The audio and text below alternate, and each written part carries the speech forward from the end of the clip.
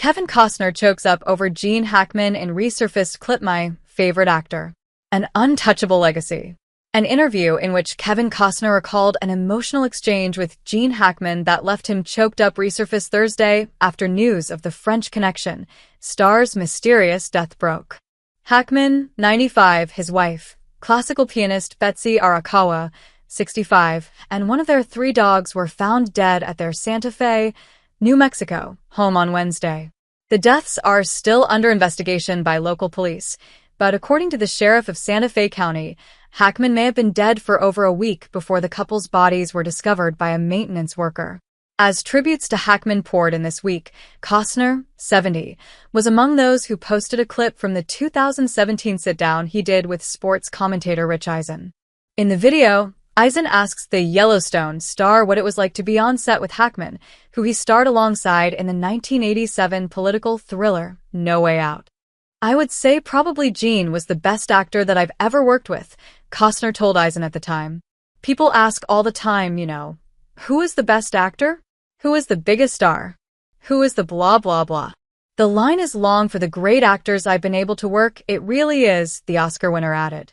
Costner then went on to share how a confrontation he had with No Way Out director Roger Donaldson in front of Hackman about blocking led to a memorable moment that has stuck with him for decades.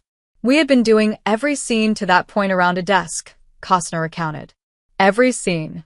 I finally said to the director, 'Look, I don't feel like it's right,'" he added, noting that the entire time, Gene Hackman's standing there listening. Costner told Donaldson, "I feel like the scene should be over here. And it was like no one is saying anything and the director and I really butted heads on it," he recalled. "Finally, for whatever reason, and Gene's just like listening. And finally, for whatever reason, I said, 'I don't care. It's here.'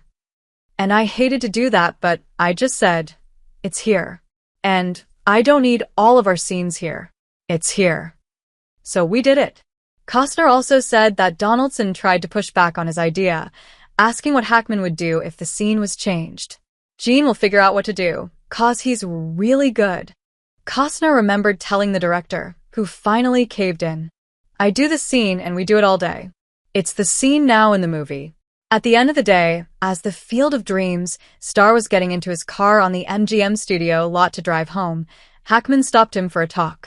Terrified that he was about to be reprimanded for how he behaved on set, Costner was pleasantly surprised by what Hackman said. "He looked at me and he said, 'Hey, I went through a divorce recently. I've been doing a lot of kind of questionable movies lately, and when I saw you fighting for what you wanted today, it reminded me of how I used to feel about acting.'"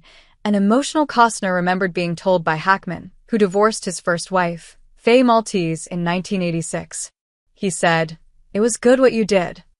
And he just got his car and drove off. Posting the clip on Instagram, Costner called Hackman his favorite actor and said the moment was really huge for him. "Gene Hackman was my favorite actor, and I was lucky enough to work with him more than once."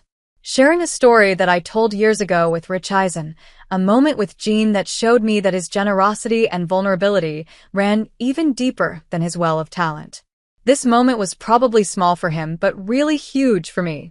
As an actor, a man, and even a director.